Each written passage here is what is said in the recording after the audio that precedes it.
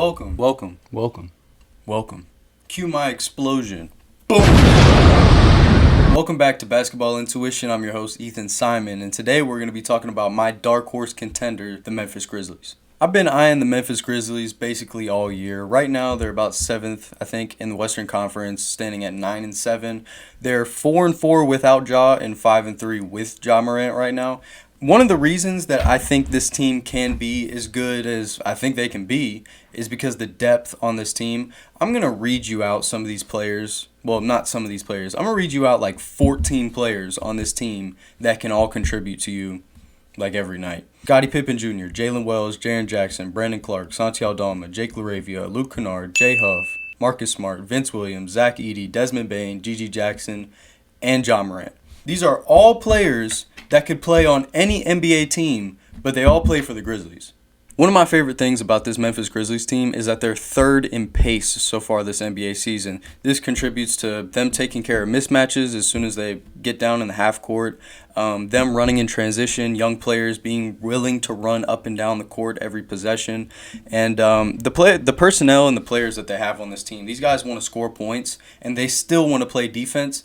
A lot of these teams that have a high pace aren't the best defensive teams. I think the two teams with a higher pace right now are the Bulls and the Hawks, who don't have a great defense.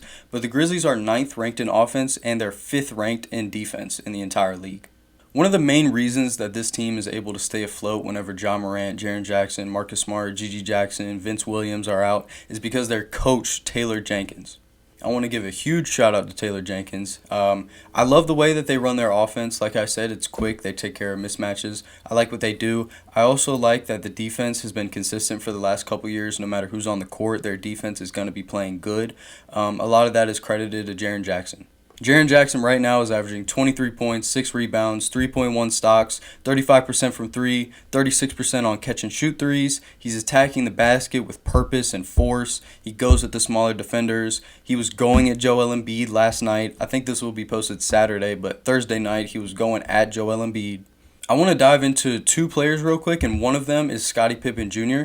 Whether you realize it or not, Scottie Pippen Jr. is a real NBA player. Right now he's averaging 11.5 points, 4 rebounds, almost 6 assists, a steal, 45% from the field, 39% from 3, and 41% on catch and shoot threes so far this season. The next guy I want to talk about real quick is Jalen Wells, the rookie. The fact they were able to get him so late, not in the lottery, is amazing. He's averaging so far this month, not the whole season. The stats are still close, but this month was just better, so I wanted to talk about this month. So far this month, he's averaging 13 points per game, 3 rebounds, 1.5 assists. He's a willing passer, even though his assists are kind of down. 4.5 attempts from 3, 38%. 47% from the field, 50% on pull-up shots. That's from midi and from 3. The big men on the roster in the front court don't have the biggest names, but they do have impact. Brandon Clark, Jay Huff, Santi Aldama, Jaren Jackson. These guys all play good basketball. And then we get to some of the guards. Luke Kennard has looked pretty good so far this season. 7.5 points, 4 assists, 45.5% from 3. That's what you expect from him. Jake LaRavia is giving you 9 points, 40% from 3. Marcus Smart has been riddled with injuries basically the last 2 seasons. Ever since he's gotten on the Memphis Grizzlies, he's kind of been in and out of the lineup. And then they have a super long and lengthy defender in Vince Williams Jr., who now is injured but has been playing really good basketball, great defender. And then to top it off, we have Desmond Bane, who's giving you 16, 6, and 4. He missed a couple games so far this season, but he's a guy that could be 50, 40, 90 at some point in his career, or type numbers. So I've always loved Desmond Bane. I think it's just funny how he's like a bigger guy, but his wingspan is super short. Same thing with, I already forgot his name.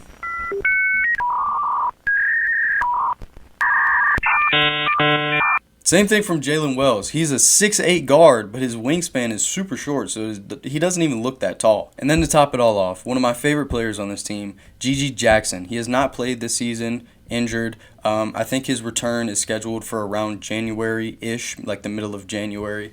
He's going to give you 15 points a game. He's 19 years old. He's a sponge. You can tell he wants to learn. He wants to get better. GG Jackson is just such a big pickup for them to be able to get him in a down year and develop him while Ja Morant is out. And now whenever Ja Morant does come back, they'll be able to play together. He'll probably come off the bench and give you, I don't know, he'll still be able to give you at least 10 points a game off the bench, I feel like. The dude's a scorer. The only thing I haven't loved to see about this team is they don't have that many quality wins. I'm a guy that I do care about quality wins. I think it does matter if you can beat good teams. So far this season, they haven't played that many good teams. They beat the Magic whenever Paolo was still healthy. They beat the Bucks, the 76ers twice, which isn't really hard to do. But they beat them last night, and the 76ers were healthy last night going into the game. So that's a quality win, I'd say, ish. 1-1 with the Lakers, 1-1 with the hurt Nuggets. Again, I just want to shout out Taylor Jenkins. I think this team has a lot of potential to do great things like they did a couple years ago when Ja Morant was healthy. They were the 2 seed. I don't see why they can't be a top 4 seed in the Western Conference. But like I said at the beginning of the video, they're 4-4 without Ja, 5-3 with Ja Morant. Whenever Ja Morant comes back, Vince Williams, Zach Edey, Marcus Smart, GG Jackson, if these guys can all play on the court at the same time, not at the same time, but if these guys can all play together as a team and not be hurt and half of them sitting on the bench, this is a very dangerous team to play. One of the reasons I would hate to see this team in the playoffs is because their depth, like I've been saying this whole time. If they have 2 or 3 guys out, it's kind of whatever because they have 14 serviceable NBA players on the roster right now. I didn't even count John Conchar. He could still get you some buckets. Shout out to Yuki also. He doesn't play much, but when he does play, it's fun.